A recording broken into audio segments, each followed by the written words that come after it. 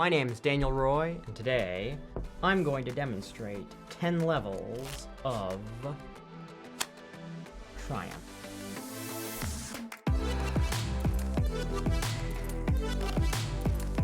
If you like what you see here, check out my online course, Card Magic 101, where I will teach you everything you need to know to become a great magician. Link is in the description. So what is triumph? Well, magic has many genres, and card magic is one of them. But within card magic, there are many sub-genres, and triumph is one of them. We call it a plot. It's sort of a theme with many variations, and I'm going to demonstrate 10 levels of this theme.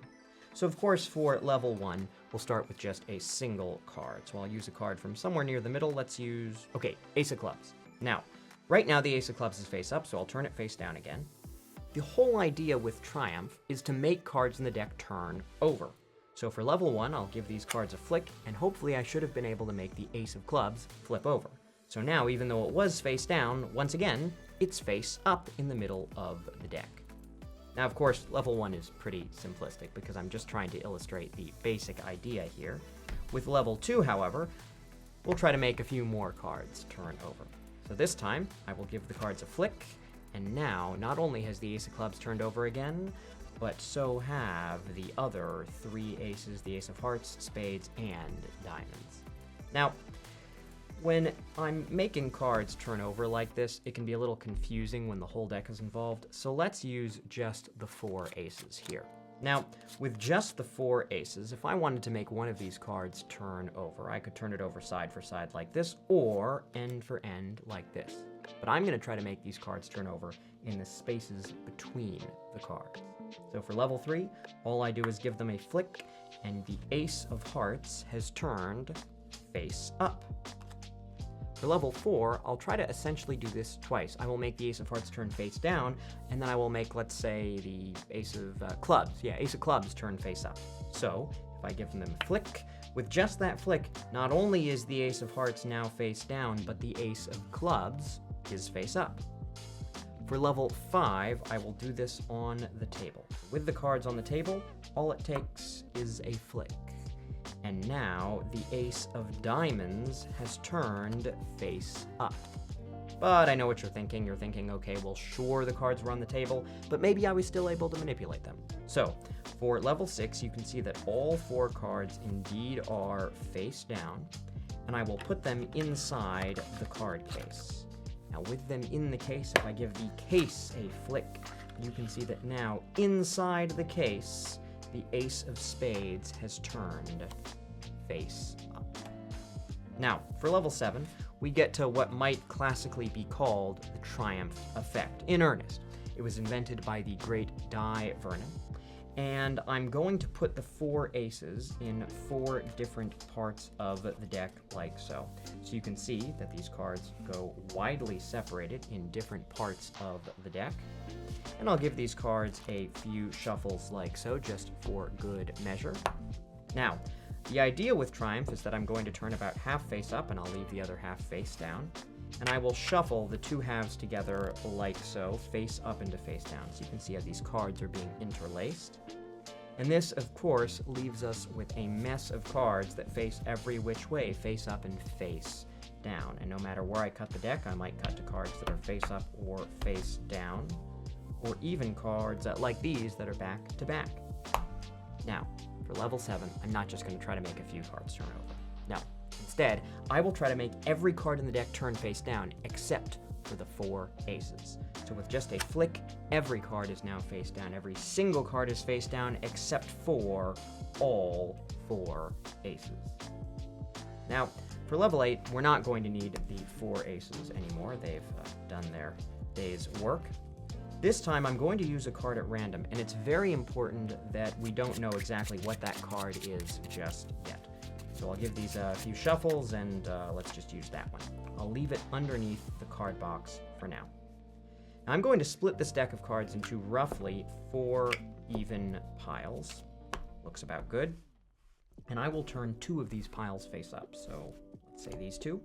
Now I'm going to shuffle these cards together once again, face up into face down, but this time I really want you to see how these cards are being interlaced. Then I'll shuffle all of these cards into these, and again, you can see they really are being pushed together. Shuffle all of these into all of these, and again, they really, truly are being pushed together. So for level 8, the goal is to make every card in the deck turn face down, except for the ones that are the same suit as the card underneath the box that we haven't even looked at yet. So if it's a spade, I'll try to make all the cards turn face down, except for the spades. If it's a club, I'll make them all turn face down, except for the clubs. Here goes. Every card in the deck is now face down, except for the diamonds. The ace of diamonds is followed by the 2, which is followed by the 3, which is followed by the 4, and the 5, and the 6, and no 7.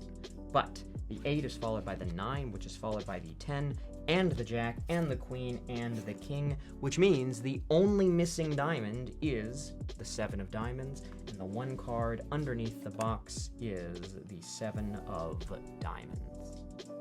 Now, for a level 9, we're going to take the mixing to a whole new level. This time, I want you to be able to appreciate exactly how every single card is being shuffled. So they all start facing the same way around, and I'm going to mix them gradually on the table like this. So what you'll notice is that I'm going through the deck turning groups of cards over. So I leave some groups face down and I turn other groups face up.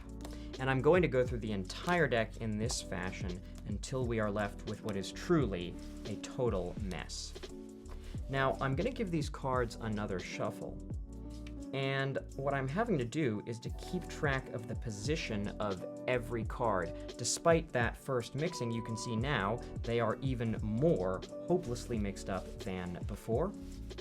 And from this mess, we're going to choose a card. So why don't we use maybe this one? Okay, 4 of clubs. That'll do. So that's the card to remember, the 4 of clubs. Now, right now, we know the 4 of clubs is face up, so I'm going to give these cards a bit of a mishmash like this, so we don't know whether it's face up or face down. Now, at this point, flicking the cards isn't going to turn any of them over. They're just too mixed up. So instead, I'm going to have to give the cards some shuffles for level 9. So would you be impressed if I could give these cards a shuffle and cause every card in the deck to turn the right way around? Well, unfortunately, I can't do it. After all these years of practice, it still takes me 2 shuffles. But after these 2 shuffles here, and also 2 cuts, hopefully, for level 9, I have made every card in the deck turn face down. So you can see that they are all face down. Every card is face down, except for one, of course, the 4 of clubs. Now for level 10, let's see where this card is in the deck. It's 1, 2, 3, 4, 5, 6, 7, 8, 9, 10. 10th from the top. Bit of a coincidence, 10, level 10, but we'll go with it. So 4 of clubs is 10th from the top. That's all you need to remember. I'm going to give these cards another shuffle, like so. And of course, after you shuffle, you always have to cut. Now, after these shuffles and cuts, you'll notice that the 4 of clubs is in the same position. It is still 1, 2, 3, 4, 5, 6, 7, 8, 9, 10 from the top. I kept the 4 of clubs in the same position, but I repositioned all of the cards around the 4 of clubs. Because this time, they're not just all face down. No, they are in order.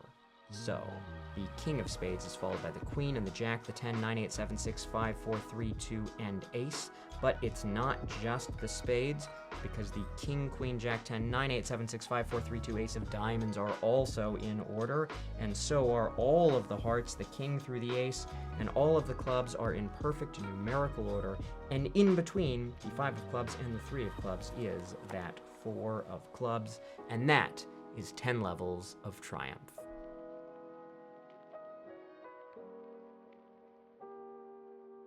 Now, while previous versions of this plot existed in the magic literature, this trick was revolutionized in 1946 by Dai Vernon, who's the father of modern close-up magic. And since then, everyone and their mother has published a version of Triumph. The magic literature is full of these tricks, and for good reason. I think it's a testament to how strong and how incredible this card trick is. But there are many card tricks out there that are quite incredible, so the question is, what makes Triumph so special? Now, I think that Triumph might just be the greatest card trick of all time. And it's not because it's necessarily the most flashy or the most impressive, But it's because in order for most card tricks to be interesting or meaningful, you have to attach some kind of story or narrative to them. Now, sometimes that is a very literal story. You're telling a story about something that happened to you or that happened to someone else. Or maybe it's more of a narrative, something about the history of that trick or about the history of sleight of hand. Or even more metaphorical ideas and storylines can be applied even if they're not explicit. But with Triumph, this story or narrative is actually built in, because think about what happens. All of the cards are mixed up. It's chaos, and then they all turn face down except for one, order. It is the classic order from chaos idea expressed in a card trick. And what's so great about this idea is it's something that we can all relate to. We can all relate to the idea of some form of order triumphing over some form of chaos. We've all experienced chaos in our own lives, and through some struggle, we've achieved a state of order. And that's why I would argue that Triumph might be the greatest magic trick of all time, because there is a universal, relatable, and deeply meaningful message at the core of this magic trick. So with that said, thanks so much for watching. I hope you enjoyed. If you liked this video, please give it a like, and if you want to see more, consider subscribing to the channel and following me on social media. If you're interested in taking private lessons, I teach magicians of all levels, or if you want to book a live or virtual show, you can contact me on my website. Links are in the description. See you next time!